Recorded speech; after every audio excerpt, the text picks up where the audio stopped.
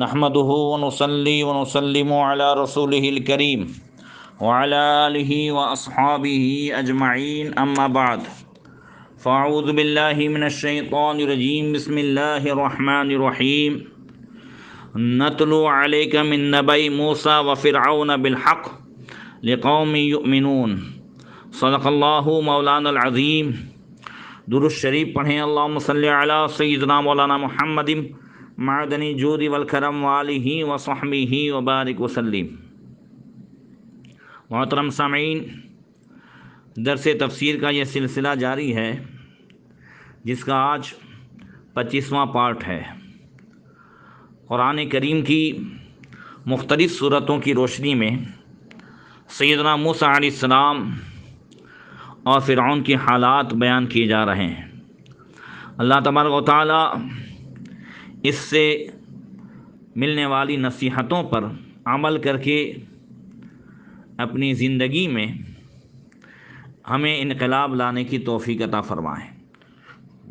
گزشتہ کل بیان ہوا تھا کہ موسیٰ علیہ السلام نے جب اپنا عصا مبارک پھینکا اللہ کے حکم سے تو وہ اتنا بڑا اژدہا بنا اور 300 اونٹ پر لائے جانے والی لاٹھیوں اور رسیوں کو جو سانپ بنے پورے میدان میں گھوم رہے تھے، جنہوں نے خوف کا ماحول بنا دیا تھا، ان سب کو عصائے موسیٰ نگل گیا۔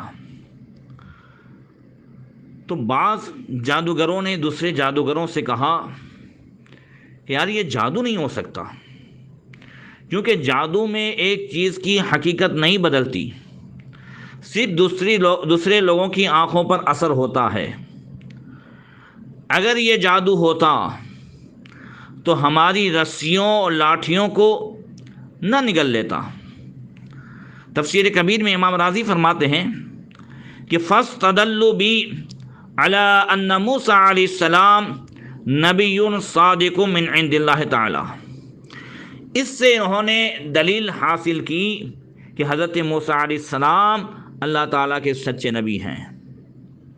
دیکھیے، جادو بھی ایک علم ہے، وہ اپنے اس علم میں ماہر تھے، اگرچہ یہ غلط علم ہے مگر علم ہوتا ہے۔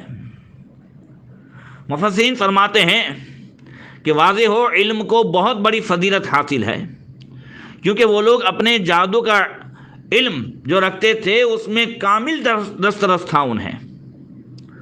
انہیں معلوم تھا کہ جادو کی حقیقت کیا ہے اور اس کی انتہا کہاں ہے۔ جب وہ اپنے فن کا اعلیٰ درجے کا علم رکھتے تھے تو پھر ان کو معجزہ اور جادو، حق اور باطل کے درمیان فرق کرنے کا اندازہ آ گیا، وہ تمیز آ گئی۔ وجدوا معجزۃ موسیٰ علیہ السلام خارجۃ عن حد السحر، علموا انہ من المعجزات الالہیہ لا من جنس تمہیات البشریہ۔ انہیں معلوم ہو گیا کہ موسیٰ علیہ السلام کا معجزہ جادو کی حد سے خارج ہے۔ انہیں یقین ہو گیا کہ یہ اللہ تعالیٰ کی طرف سے عطا کردہ معجزات میں سے ہے، انسانی بناوٹ کا اس سے کوئی تعلق نہیں ہے۔ اگر وہ اپنے جادو کے علم میں کامل درجہ نہ رکھتے ہوتے تو معجزہ اور جادو میں فرق نہ کر پاتے، بلکہ کہتے کہ وہ شخص جادو کے علم میں ہم سے زیادہ ہیں، اس لیے ہم اس سے عاجز آ گئے۔ ہم کم جادو جانتے تھے اور موسیٰ زیادہ جادو جانتے تھے، ایسا انہوں نے نہیں کہا۔ پتہ چلا کہ وہ جادو کے علم میں اعلیٰ درجہ رکھتے تھے، اسی کامل علم کی وجہ سے وہ کفر سے ایمان کی طرف منتقل ہو گئے۔ اب صوفیاء کرام فرماتے ہیں کہ فَإِذَا كَانَ حَالُ عِلْمِ السِّحْرِ كَذَلِكَ فَمَا ظَنُّكَ بِكَمَالِ حَالِ الْإِنسَانِ فِي عِلْمِ التَّوْحِيدِ۔ جب جادو کے علم سے ان کو اتنا فائدہ حاصل ہو گیا کہ وہ حق اور باطل کے درمیان تمیز کرنے لگے تو اے انسان ذرا غور کر کہ اگر تجھے اللہ تعالیٰ کی وحدانیت کا علم ہو تو اس میں کتنا ہی کمال ہوگا، اگر تجھے معرفت خداوندی کا علم ہو تو پھر تو کتنے اونچے مقام پر پہنچے گا۔ جب جادوگروں پر موسیٰ علیہ السلام کے معجزوں کی حقیقت کھل گئی تو اللہ تعالیٰ کا شکر ادا کرنے کے لیے بے اختیار سجدے میں گر گئے۔ اللہ تعالیٰ نے ہمیں توفیق عطا کی ہے کہ ہمیں پتہ چل گیا کہ یہ معجزہ ہے، جادو نہیں۔ پھر انہوں نے کہا کہ رب العالمین پر ہمارا ایمان ہے۔ قالوا آمنا برب العالمین، مگر آگے کہا رب موسیٰ و ہارون۔ خیال رہے کہ صرف اللہ تعالیٰ پر ایمان لانے سے ایمان کی تکمیل نہیں ہوتی، بلکہ ایمان مکمل اسی وقت ہوتا ہے جب نبی پر ایمان لائے، کیونکہ نبی پر ایمان لانے سے تمام ایمانیات پر ایمان لانا لازم ہو جاتا ہے۔ اس لیے انہوں نے پھر کہا کہ ہمارا ایمان موسیٰ اور ہارون کے رب تعالیٰ پر ہے، یعنی انہیں اسی پروردگار نے نبی بنا کر بھیجا ہے، جیسا کہ 16ویں پارے میں بھی ہے کہ فَأُلْقِيَ السَّحَرَةُ سُجَّدًا قَالُوا آمَنَّا بِرَبِّ ہارون وَمُوسَىٰ، تو سب جادوگر سجدے میں گرا لیے گئے، بولے ہم اس پر ایمان لائے جو ہارون اور موسیٰ کا رب ہے۔ اللہ اکبر۔ ایک دوسری بات جو نقطے کے طور پر مفسرین نے بیان کی ہے، اس پر بھی خاص ہم نظر ڈالیں کہ جادوگروں کو جو ایمان کی توفیق ملی، اس کی ایک وجہ مفسرین نے یہ بیان فرمائی ہے کہ جادوگروں نے موسیٰ کے ساتھ مقابلہ شروع کرنے سے پہلے کہا تھا، کیا کہا تھا؟ قالوا یا موسیٰ اما ان نلقی و اما ان تکون نحن الملقین، اے موسیٰ یا تو آپ ڈالیں، اما ان تلقی، یا تو آپ ڈالیں یا پھر ہم ڈالنے والے ہیں۔ وہ موسیٰ علیہ السلام سے اجازت مانگ رہے ہیں، تو انہوں نے موسیٰ علیہ السلام کا ذکر بھی پہلے کیا اور اجازت مانگی، ادب کیا۔ تو مفسرین فرماتے ہیں کہ ان القوم راعوا حسن الادب حيث قدموا موسى عليه السلام في ذکر، وقال اهل التصوف انهم لما راعوا الادب لا جرم رزقهم الله تعالى الايمان ببرکت رعایت هذا الادب۔ بے شک جادوگر قوم نے موسیٰ علیہ السلام کا ذکر پہلے کر کے آپ کے ادب و احترام کی، اچھے طریقے سے پاسداری کی، تو صوفیاء کرام نے فرمایا کہ اسی ادب و احترام کی برکت کی وجہ سے اللہ تعالیٰ نے انہیں ایمان کی نعمت سے سرفراز کیا۔ دیکھیے نبی کا ادب، ولی کا ادب، یہ انسان کو بہت اونچے مقام پر پہنچا دیتا ہے۔ ماہ رمضان المبارک کے مہینے کی آمد ہے۔ بخارا میں ایک مجوسی شخص نے بازار میں اپنے بیٹے کو کھلم کھلا کھاتے ہوئے دیکھا۔ وہ مسلمان نہیں تھا، روزے فرض نہیں، مگر رمضان کا مہینہ ہے، مسلمانوں کا روزہ ہے، بخارا کا بازار ہے، اور مجوسی نے اپنے بیٹے کو بازار میں کھلم کھلا کھاتے ہوئے دیکھا تو اسے ایک چماٹ رسید کر دی اور کہا کہ تجھے خیال نہیں آتا یہ مسلمانوں کی رمضان کا مہینہ ہے، وہ لوگ روزے سے ہیں تو ان کے سامنے کھا رہا ہے۔ یہ ادب اللہ کو پسند آ گیا اور پھر اسے جنت کی نعمتوں سے مالا مال دیکھا گیا۔ پوچھا کہ کیا ہوا تیرے ساتھ؟ کہا رمضان کے ادب کی وجہ سے اللہ تعالیٰ نے مرنے سے پہلے مجھے کلمہ کی دولت نصیب فرمائی، میں دنیا سے گیا تو ایمان کے ساتھ گیا، اور اللہ نے جنت کی نعمتوں سے مالا مال کر دیا۔ حضرت بشر حافی نے بسم اللہ شریف کا ادب کیا، ولایت کے مقام پر پہنچے۔ با ادب با نصیب، بے ادب بے نصیب۔ جو با ادب ہوتا ہے نصیب والا ہوتا ہے، اور بے ادب کو دنیا و آخرت میں کچھ نہیں ملتا۔ اس وجہ سے ہمیشہ نبی کا، ولی کا، ماہ رمضان کا ادب کریں۔ مسلمانوں، آج افسوس کے ساتھ کہا جاتا ہے کہ رمضان شریف کا مہینہ ہمارے درمیان آ رہا ہے، اور اس سے پہلے بھی کئی سال رمضان شریف کا مہینہ ہم میں سے گزرا۔ بہت سارے مسلمان روزہ تو نہیں رکھتے، اس کا ادب تک نہیں کرتے۔ مسئلہ تو یہاں تک بیان کیا گیا ہے کہ جو عورت روزے سے ہو اور دن میں اسے ماسک آ جائے تو روزہ تو اس کا ٹوٹ جائے گا۔ اب وہ دن اور جتنے روزے ہیں ان سب کی قضا کرنی ہوگی جو ماسک کے ایام میں جو دن گزرے، مگر بقیہ دن بھی وہ روزے کی حالت میں گزارے، یعنی کھلم کھلا کھائے نہ پیے، اس کا ادب کرے۔ اللہ اکبر۔ اندازہ لگائیں، آج بازاروں میں کھلم کھلا کھانا، اپنے مسلمان بھائی روزداروں کے سامنے کھانا، یہ آج مسلمانوں کی ایک فیشن بن چکی ہے۔ معاذ اللہ رب العالمین، کچھ نا اہل جاہل یہاں تک کہہ دیتے ہیں کہ روزہ وہ رکھے جس کے گھر میں باجری نہ ہو۔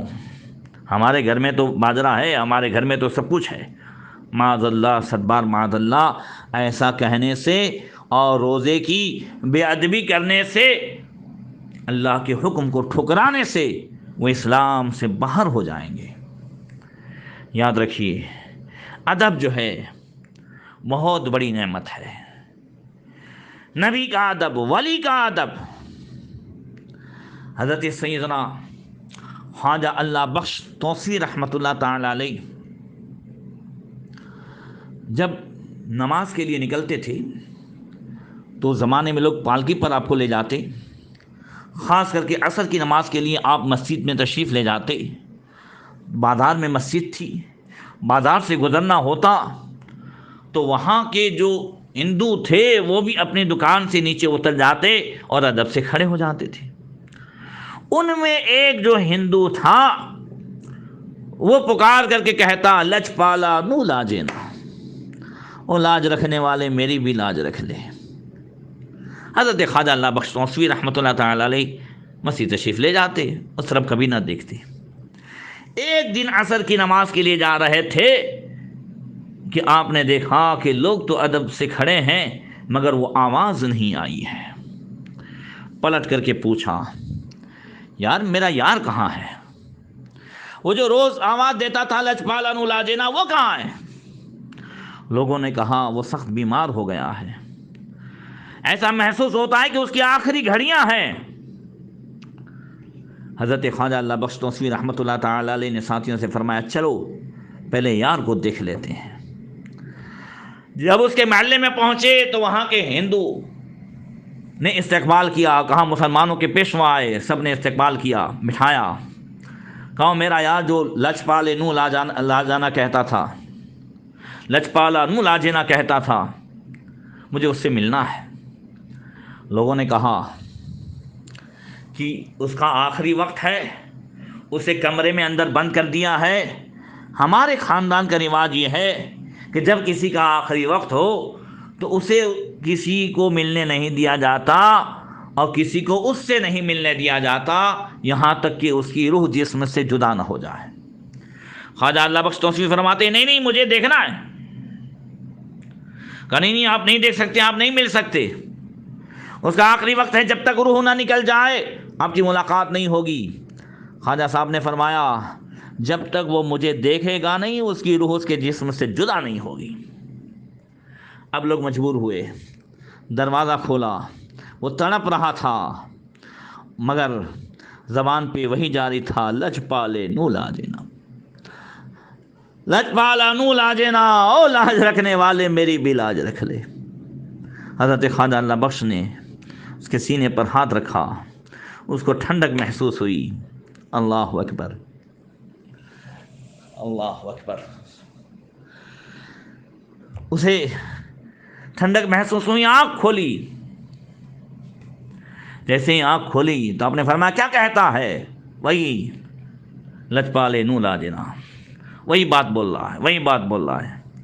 آپ نے فرمایا تیری لاج رکھوں گا، یہاں پر بھی، قبر میں، حشر میں، ہر جگہ تیری لاج رہے گی، شرط یہ ہے کہ میرے نبی کا کلمہ پڑھ لے۔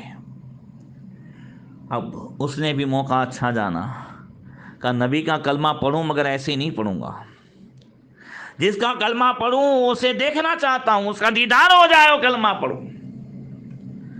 خواجہ اللہ بخش توسوی فرماتے ہیں اچھا میرے بارگاہ رسالت میں حاضری کا امتحان لیتا ہے، چل دیکھ لے۔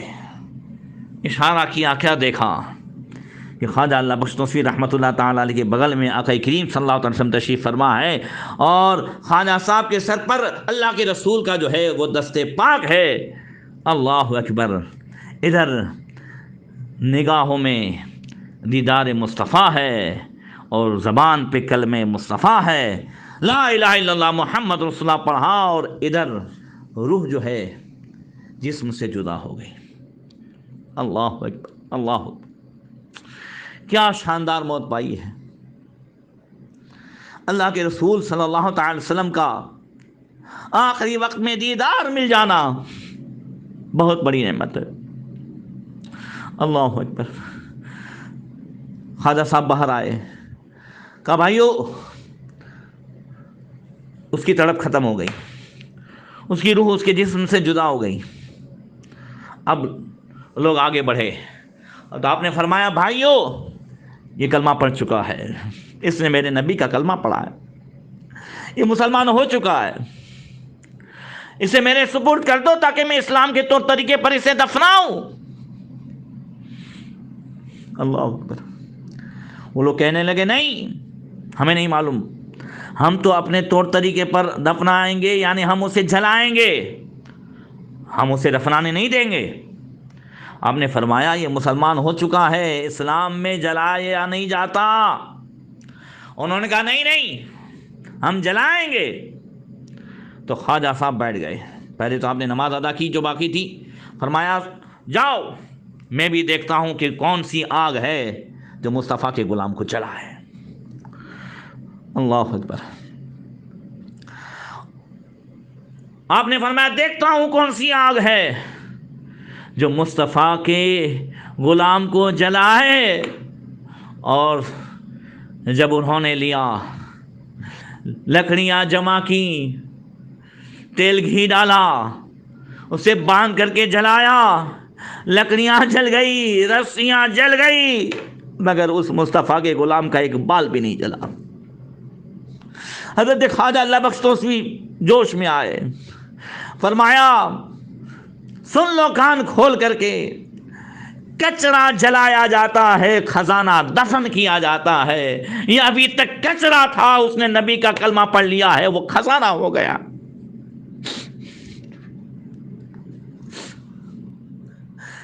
تم اسے کبھی نہیں جلا سکتے۔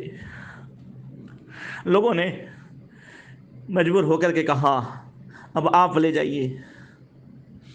اللہ اکبر۔ غور سے سنیے گا جملہ، کچرا جلایا جاتا ہے، خزانہ دفن کیا جاتا ہے۔ مومنوں، مسلمانوں، اپنے ایمان کی حفاظت کرو۔ ایمان بہت بڑی نعمت ہے، ساری نعمتوں کا دروازہ اسی سے کھلتا ہے۔ آج جو کچرا ہے وہ خزانے سے پوچھتا ہے کہ تم کہاں سے آیا ہے، تیرا سرٹیفکیٹ کیا ہے، تیرا اور تیرے باپ کا دستاویز کیا ہے۔ ارے ہمارے باپ کا دستاویز تو جو ہے قرآن و حدیث میں ہے، منہا خلقناکم وفیہا نعیدکم وفیہا نخرجکم تارۃ اخری۔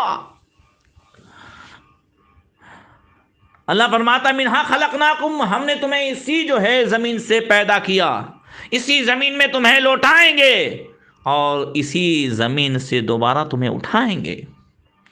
حدیث پاک میں اللہ کے رسول صلی اللہ علیہ وسلم نے ارشاد فرمایا کہ جو بندہ اس کے خمیر میں، اس کے جسم میں جہاں کی مٹی ہوتی ہے وہیں دفن ہوتا ہے، اور آقا نے فرمایا میں اور ابو بکر عمر ایک ہی مٹی سے پیدا کیے گئے ہیں، سبحان اللہ، اور ایک ہی جگہ دفن ہے۔ تو ہمارے باپ دادا جو یہاں دفن ہے ان کا دستاویز ہے کہ ہاں ہم ہندوستانی ہیں۔ بہرکیف اللہ تعالیٰ جو ہے ایسی ذہنیت رکھنے والوں کہ تمام جو ہے شر سے ہم سب کی حفاظت فرمائے۔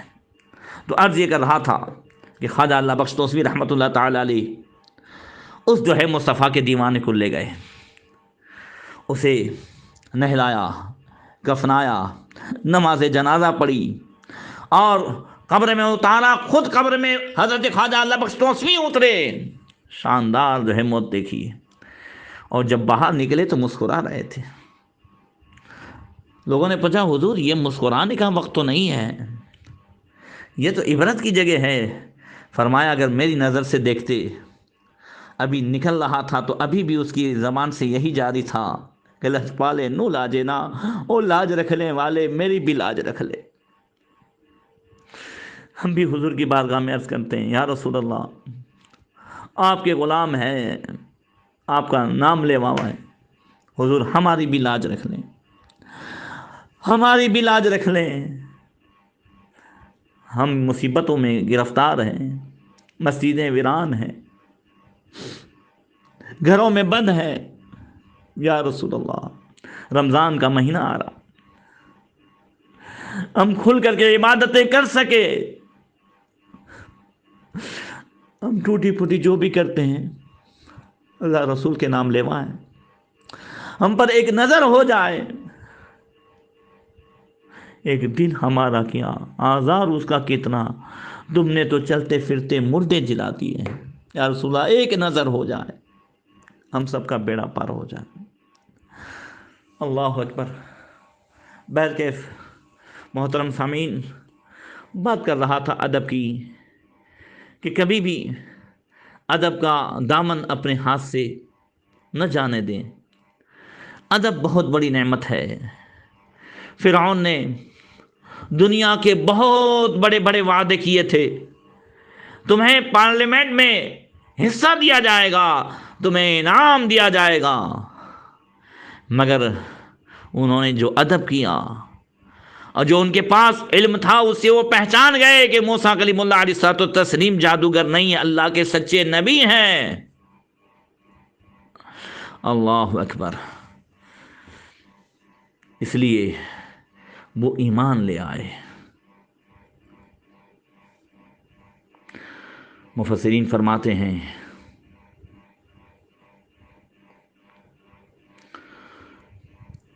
کہ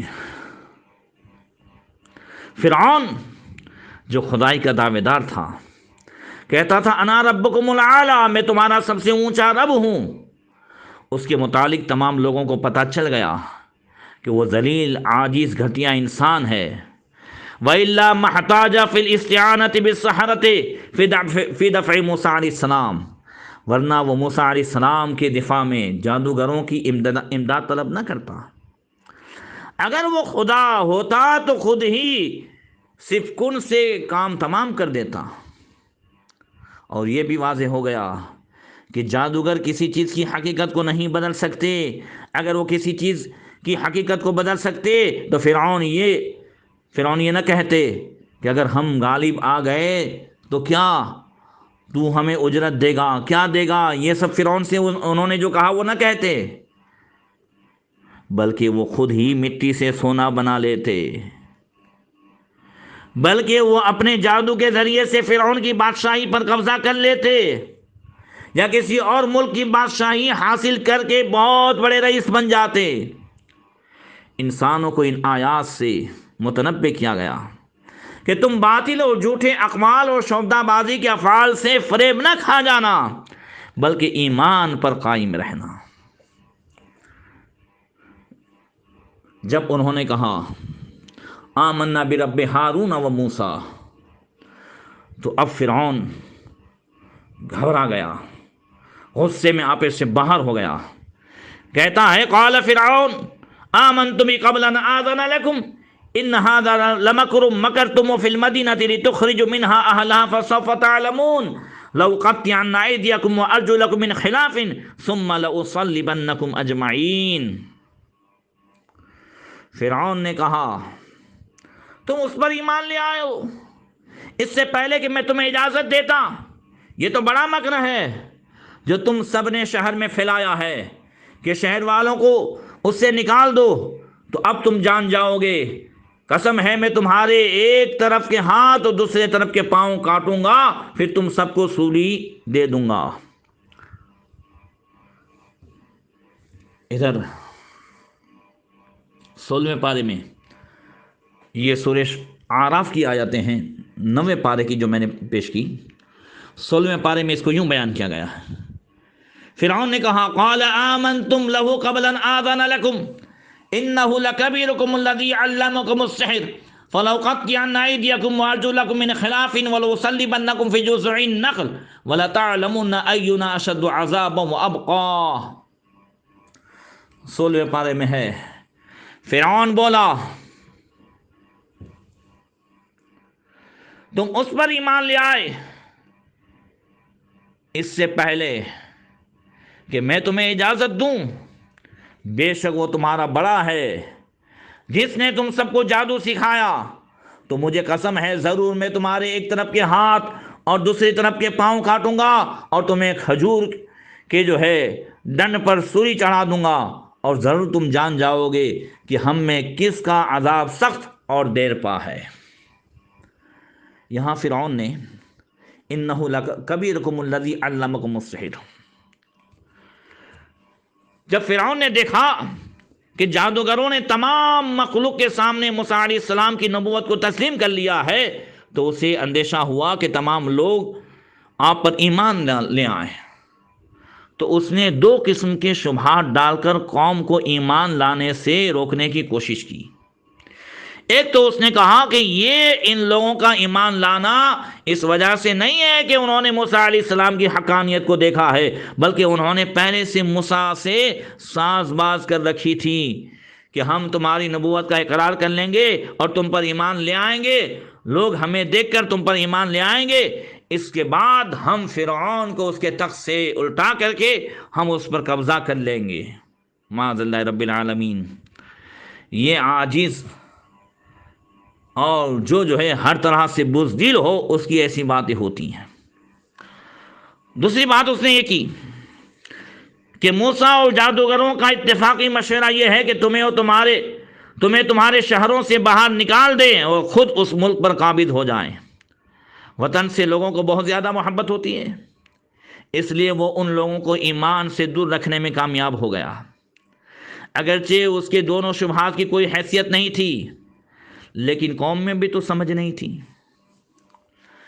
وہ کہتا ہے انہ لکبیرکم الذی علمکم السحر، ارے یہ تو میں سمجھتا تھا کہ تم جادوگر ہو، تم سے بڑا وہ جادوگر ہے، وہ تمہارا استاد ہے، اسی نے تم کو سکھایا ہے، تم نے پہلے ہی سے جو ہے سانٹ گانٹ کر رکھی تھی، تمہاری یہ سازش تھی، اور اس سازش کی بنیاد پر جو ہے تم جان بوجھ کر کے ہار گئے اور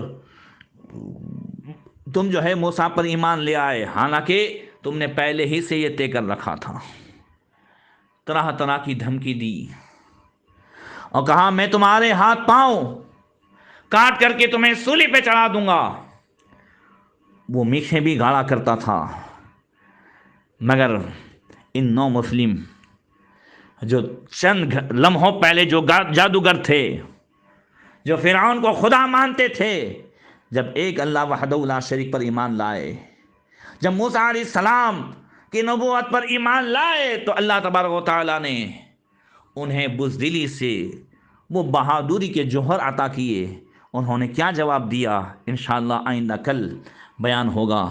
اللہ تعالیٰ ہم سب کو جو ہے علم نافع اور عمل صالح کی توفیق عطا فرمائیں. آج ہمارے پور بندر میں حضرت چنگ شبا رحمۃ اللہ تعالی علیہ کا جو ہے عرس شریف ہے، اور اسی کے ساتھ ساتھ حضرت سید عبدالحق بابا چشتی رحمۃ اللہ تعالی علیہ اجمیر شریف اور پنج شہید پیر بابا پوربندر جو ہے جامع مسجد میں حضرت نعمت اللہ اور سید حسام الدین رفاعی بڑودہ، سید روشن شہید کالو پور احمد آباد، ان اولیاء کرام کی بارگاہ میں ہم خراج عقیدت پیش کریں۔ انشاءاللہ تعالی ایسے ہی آئندہ کل غوث پاک رضی اللہ تعالیٰ عنہ کی بارگاہ میں بھی پیش کریں گے۔ ہمارے بہن اور فیملی کی جانب سے ایک قرآن شریف، 41 بشائر الخیرات، 41 مرتبہ یاسین شریف، 41 سورہ رحمان، 41 سورہ واقعہ، 25,000 آیت کریمہ، 41 سورہ ملک، 41 سورہ مزمل، 25,000 مرتبہ درود شریف، 11 سورہ فتح، یہ ان تمام حضرات کی بارگاہ میں پیش کیا جاتا ہے۔ اللہ تبارک و تعالیٰ ان تمام نذرانے کو قبول فرما کر اپنے حبیب صلی اللہ تعالی وسلم کی بارگاہ میں اور تمام انبیاء کرام، اولیاء کرام، خصوصاً حضور غوث پاک حضرت سیدنا مخدوم اشرف سمنانی، سلسلہ عالیہ قادریہ، چشتیہ نقشبندیہ کے تمام مشائخ نظام، سلطان ہند عطائے رسول غریب نواز، حضرت خواجہ سید عبدالحق چشتی، حضرت چنگ شمع رحمۃ اللہ تعالی علیہ قادری، حضرت پنج پھر شہید رحمۃ اللہ تعالی علیہ اور اولیاء کرام، ان تمام کی بارگاہ میں پیش کرتے ہیں۔ اللہ تبارک و تعالیٰ قبول فرمائے، ان کے درجات کو بلند فرمائے، اور ان کے صدقے طفیل پروردگار ہم سب کو دین و دنیا کی بھلائیاں عطا فرمائے۔ صلی اللہ تعالی وسلم علی خیر خلقہ محمد وعلی آلہ وصحبہ اجمعین برحمتک یا ارحم۔